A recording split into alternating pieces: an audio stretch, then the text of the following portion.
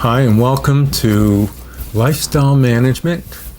Now we're going to be looking at Chapter 2, Psychosocial Health. So let's go through this chapter. So we're going to go through this chapter, and I'm going to help you understand the content here. Enjoying a high level of psychosocial health can make a difference between approaching life challenges with optimism and confidence, or feeling overwhelmed by the expectations and responsibilities. Now, I'm sure as a student, you can appreciate that, to some degree, that you can recognize how much potential each person has and how to express it in everyday life.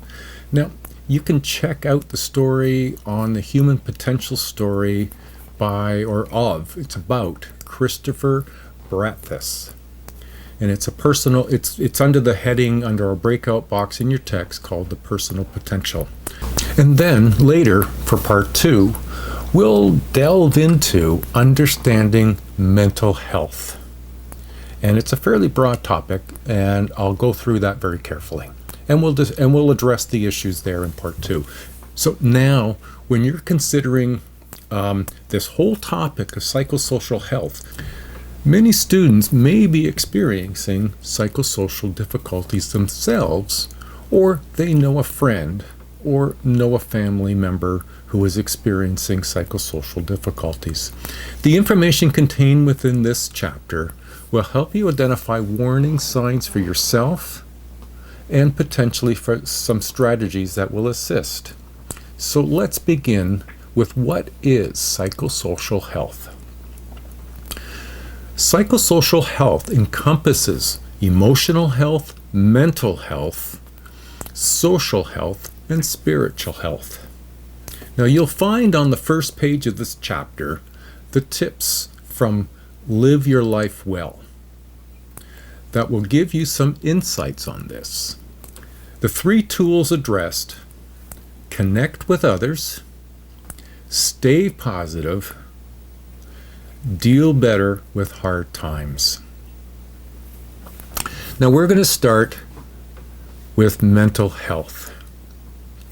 This is the thinking part of psychosocial health.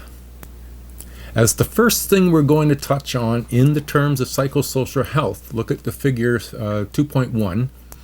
It describes our ability to perceive reality as it is, not the way we want it to be. It's our response to the challenges of everyday life. Taking responsibility and carrying out adult responsibilities, develop rational strategies for living.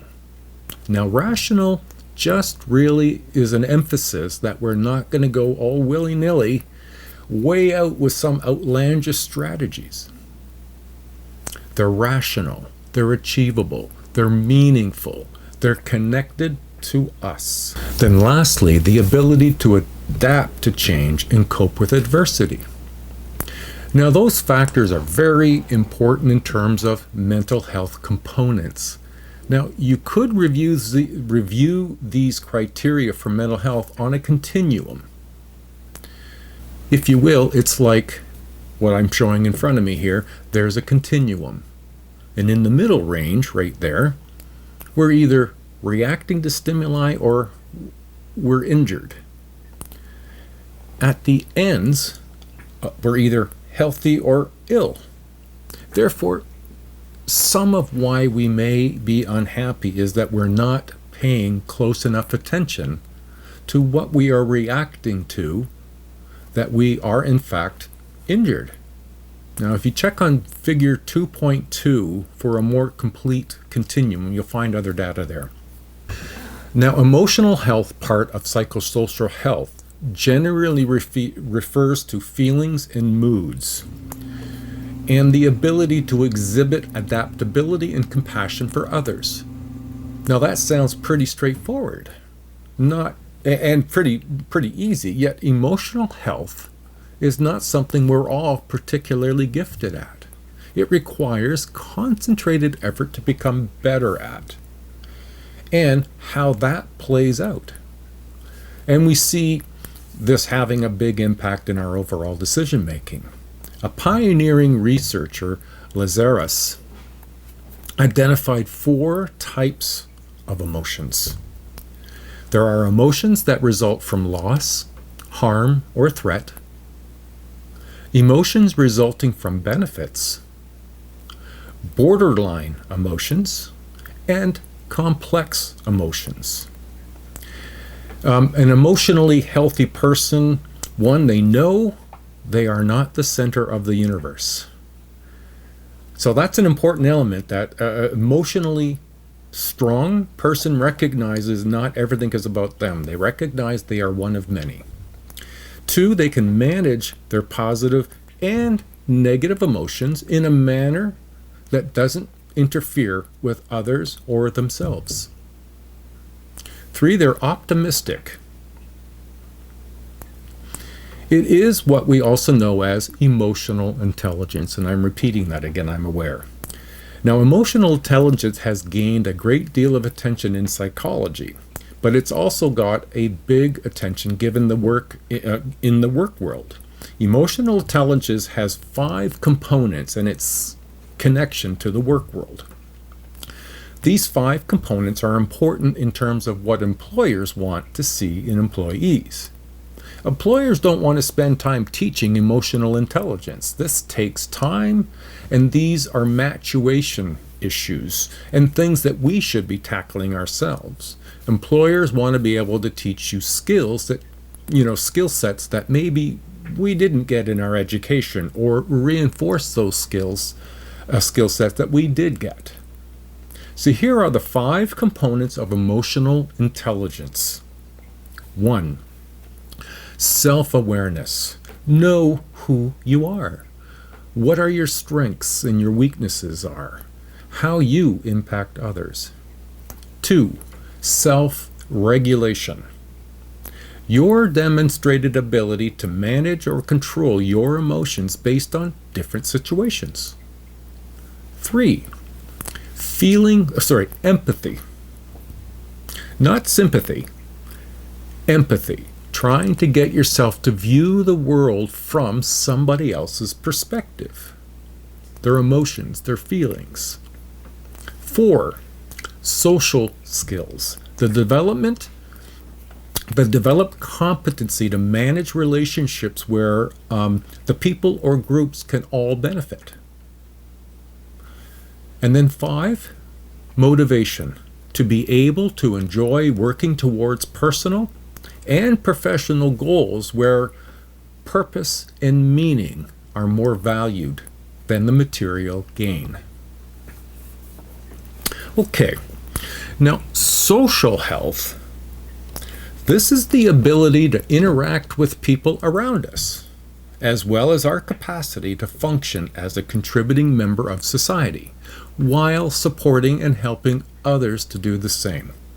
So social health is that recognition that we are part of a bigger group, our school, our classroom, our friendships, our society, our communities.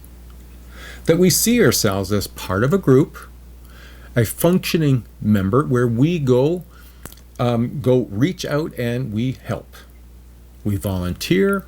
That's all a part of the social health. Now, there are 2 issues that stand out here.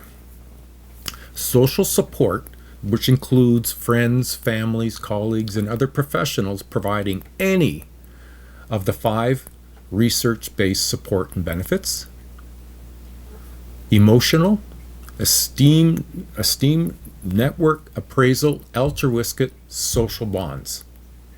All connectedness to family, communities, and society. Now, Hershey, the founder of the social bond theory, introduced 4 types of social bonds. There's attachment, involvement, investment, and belief. Now, lastly, there is the last dimension of psychosocial health is spiritual health. And this involves our ability to identify our basic purposes in life, to experience the fulfillment of achieving our full potential. Spiritual health includes having a strong sense of values, morals, and ethics, recognizing individuality and self-worth, a deep understanding of the interconnectedness of humans with each other and nature, and sharing the virus of hope, faith, and forgiveness. Now, just as in the emotional health dimension, here in spiritual health, there's a spiritual intelligence. Some define spiritual intelligence as the capacity to enhance an individual's capacity or capabilities and qualities such as compassion, creativity, wisdom, by improving our own self-awareness and feelings, and of a connection with the divine energy. Now, that's an important with spiritual intelligence to consider, that it doesn't necessarily mean a religious doctrine, but it does suggest something bigger than ourselves. Influencing or having a reason to be connected to being connected to it brings us comfort. It brings us good feelings and connectivity. More on spirituality later in this semester. Now, let's look at the next point. We're going to look at how can I lead a more fulfilling life? What are the things that I can do when considering how to lead a fulfilling life? And there are some key points to scratch the surface of yourself to get at what's needed to do that. Now, the first, and it makes good sense, you can't make change unless you can identify what needs you have. So you identify your need. You need to know what you need. Now, you're going to look at two theorists here. One you're more familiar with, I suspect, than the other. The one you're familiar with is perhaps Maslow's hierarchy of needs. Now, according to Maslow's levels, first we must satisfy the basic physiological level of needs: food, water, shelter, sleep, sexual expression. These are our basic needs at the very base of that triangle. Now, the theory informs us that you're only able to move higher up into, from those basic needs as long as these needs are met completely and fully. As long as you don't have needs for food, water, air, shelter, sleep, and sexual expression, those things are occurring in your life already. They're not things you think about. You don't wonder where your food's coming from, and only then can you move to the safety needs.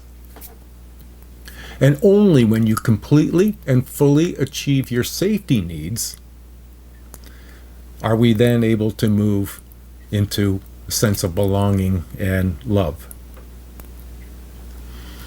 So Maslow's hierarchy of needs are really important from the point of view that we can only get to self-actualization. Very few individuals reach self-actualization functioning. This is the top level of the pinnacle of the triangle, and that's the highest possible level. Moving to our second theory, just briefly, is Erikson's theory of psychosocial development. Erikson explored three aspects of identity: the ego identity, and this is our sense of oneself. Two, the personal identity. The personal identity, this is the peculiarities that makes me, me, and you, you. It's these things that make us separate and unique from one another. My likes, my dislikes, my habits, my peculiarities. And then three, the social cultural identity. And here's the roles that we play.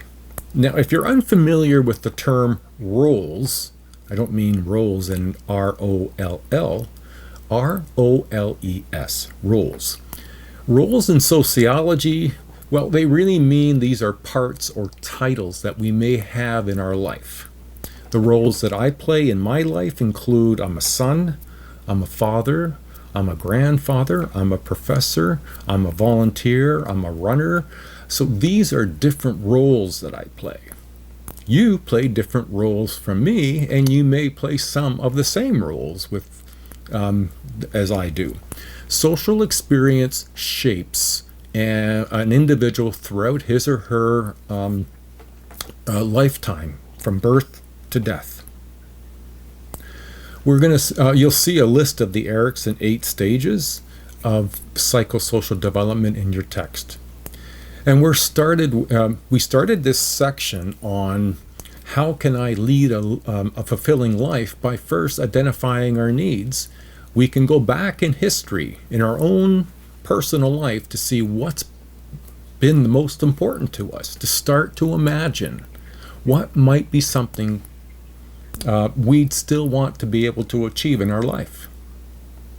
Next, though, is the second point, which is connected to the first.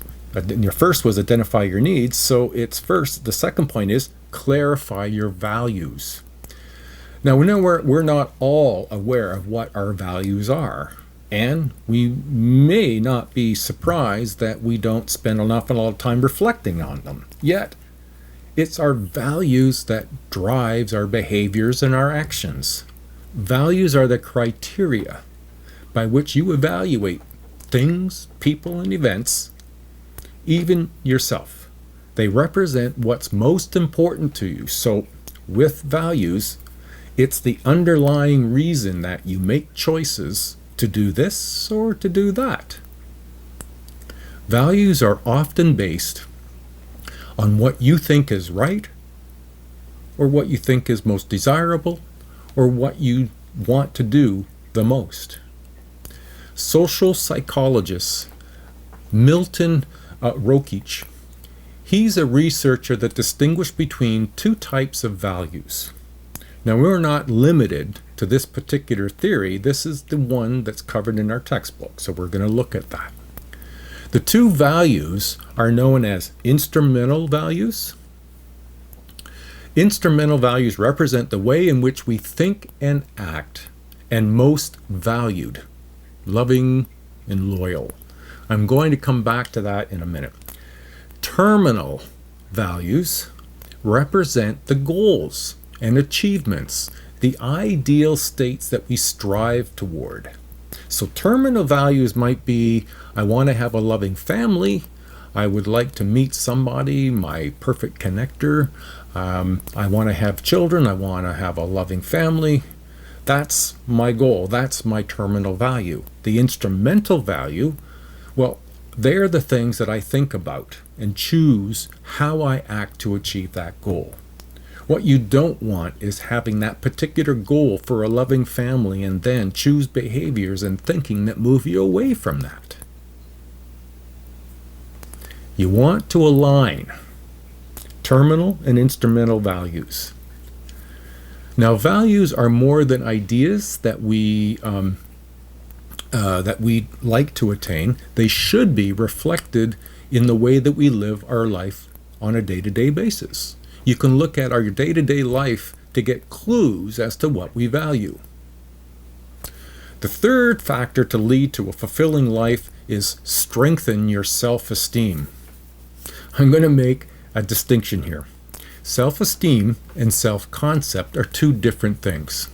Self-concept is made up of the messages that we hear from people around us, people we trust and value. People tell us a bit about who we are. Self-esteem, this is the belief or the pride we have in ourselves. It gives us the confidence to achieve at work and to reach out to other people. It's not based on external factors. It's developed over time, beginning in childhood. This is where the distinction needs to be made. When I said that self-esteem is not based on external factors, that is self-esteem. Self-esteem is how you feel about who you are, Self-concept is developed through the association with others. Excuse me. Self-esteem is how do I feel about who I am in relationship to the messages that I received. So that does begin in childhood and goes right through our entire life. We constantly reevaluate our self-esteem. You're in college now, so you might feel about what, so you might begin to wonder, how do I feel about what I'm doing? How do I feel about myself, the skills that I am exhibiting? You may be feeling good about what you're doing and see positive outcomes for yourself, and the evidence is showing that to be true. Whereas others might have doubts and questions about your capabilities and your strengths. Perhaps you struggle at times. Self-esteem has proven to be the best predictor of college and university adjustment. Developing habits of positive thinking or self-talk is a means of bolstering self-esteem. You can get a handle on how you think about yourself by listening to your self-talk. When you approach a problem, what are you saying to yourself? Oh my God, here's that problem again. How do I avoid this? I don't want to do it. There's no self-talk that says, there's your self-talk that's saying, I'm not ready to approach this issue. Whereas if I have that same issue and I have positive self-talk and positive self-esteem, I might be able to say, well, I've seen this before. I can do this. Okay, now we'll move into the fourth factor contributing to leading to a fulfilling life. Managing your moods. A mood is a sustained emotional state that colors your view of the world for hours or sometimes even days. You can probably imagine a time when you've been in a bad mood. You might see or witness an event that occurs in front of you, and your bad mood colors, how you view that event. If you were in a positive mood, then when you viewed that same set of circumstances, you might take a different view of that event.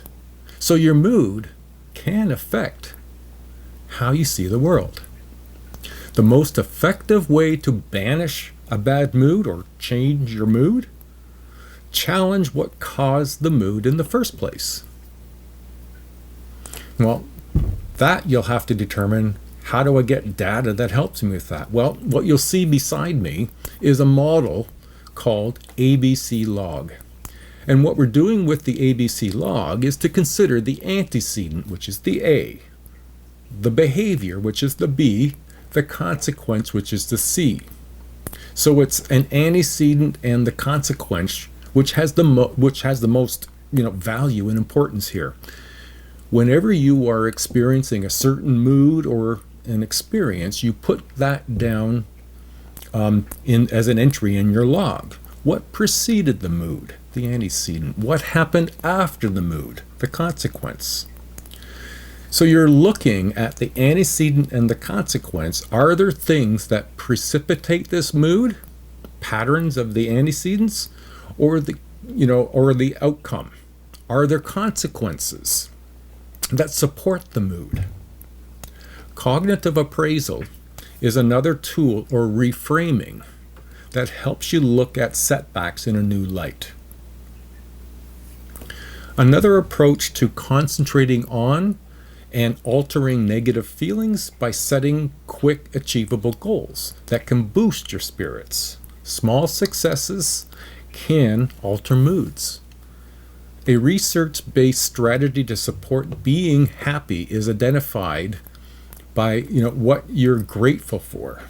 Keeping a gratitude journal. Now, if you're not familiar with a gratitude journal, email me. I'll send you some resources on how to keep a gratitude journal and how to use one.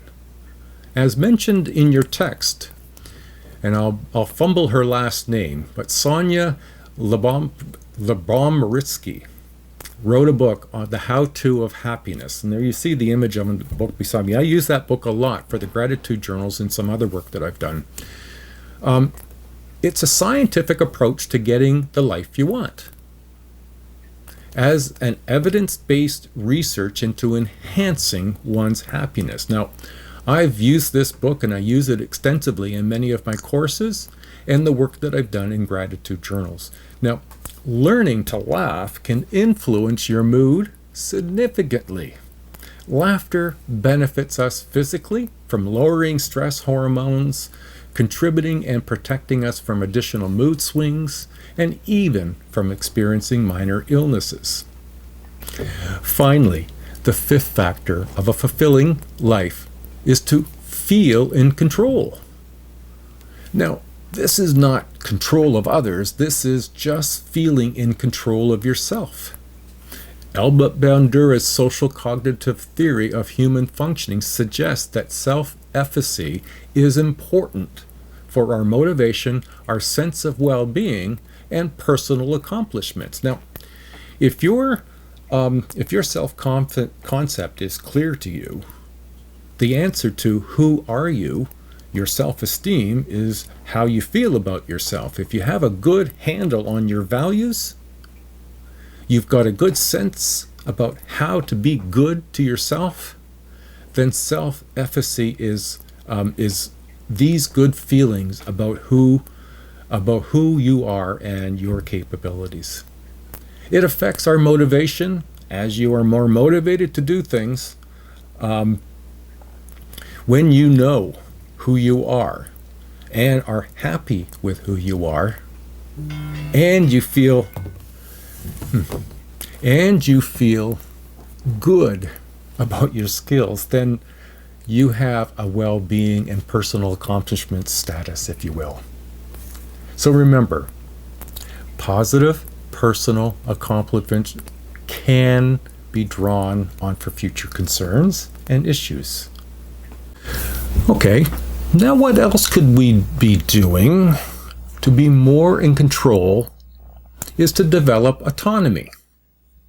Now, autonomous individuals have an internal locus of control, and this is something we're going to review in a minute. You can recall we touched on locus of control a little bit earlier. That is the view to control as originating from within ourselves rather than the control that comes from other people. So an internal locus of control, when you do well in class or you do well on a test, it's because you can recognize that you took the management of your studies and prepared for the test, and the mark that you got reflected the work that you put in. Where someone with an external locus of control might look at their mark and maybe they would say, well, the teacher just wasn't being fair in their marking. Well, that's putting the locus of control on somebody else. Perhaps had that person worked with a strong and positive way towards the achievement, they may have had a better result. Key to remember here is a teacher doesn't judge anybody's work. The teacher marks based on what is provided and the criteria the work is to respect. So the locus control becomes very important here. Now we can also develop another skill set. It's called assertiveness. To be assertive, you assert yourself. Now, I know I've used the word in the definition. Now it's important to make a distinction. Assertion is not aggressive or aggressiveness. There are two different strategies. To be assertive means recognizing your feelings and making your needs and desires clear to others without interfering with theirs. Assertiveness is a behavior that respects your rights and the rights of other people, even when you disagree. Now that's a skill. Now, if you have emotional intelligence, that's going to help a great deal. It makes it more difficult to be assertive when you don't handle your emotions well, as sometimes Your emotions can creep in and alter your ability to be respectful of others. You may not even be aware of it. Now, another point we need to consider is to connect with others. At every age, people who feel connected to others tend to be healthier, both physically and psychologically. As we begin thinking about careers and working, you're about to embark on being together with other people. When we start to see that win-win situation, then that's where the connecting with others can be so valuable. Next we can touch on would be overcoming loneliness. And this is a factor that can limit our ability to leading fulfilling lives. Now, by definition, loneliness is a feeling of distress that impedes our own desire and achieve social relations with others. It's important to make a distinction, though. Being alone is not the same as being lonely. We can enjoy and even relish some alone time. However, we are not likely to be happy with being alone, especially when being with someone is what is desired. To be more in control is not to let loneliness overcome us, but to find strategies that can strategies that we can do to overcome loneliness. To combat loneliness, people may join with acquaintances and volunteer on campus or volunteer on doing things together. Clearly, it's better to be surrounded with people who care about you and you caring about them. We can also look at being socially responsible. This is a principle or ethical theory that suggests that governments, corporations, organizations, and individuals have a responsibility to contribute to the welfare of society. The term applicable to this is known as altruism. Altruism is an unselfish regard for others. There are many businesses across Canada and the world who have adopted socially responsible mandates. What we do needs not only be good for us, but needs to be good for other people, so it needs to be good for them as well. Helping others enhances self-esteem. Release physical and mental stress, and protect psychological well-being. So going out to volunteer, to help other people for their benefit, not for yours, is healthy. Service learning helps students reflect on the health disparities evident in their own communities, and to assist them in becoming and making healthier lifestyle choices, so that they're better prepared to help others. Well, this completes part 1 of psychosocial health. In part 2, we're going to explore how we can better understand mental disorders and mental illness. Now, I'm just going to touch on this now, but I will re-emphasize it in part 2. When we explore these disorders, please do not self-diagnose and do not diagnose others.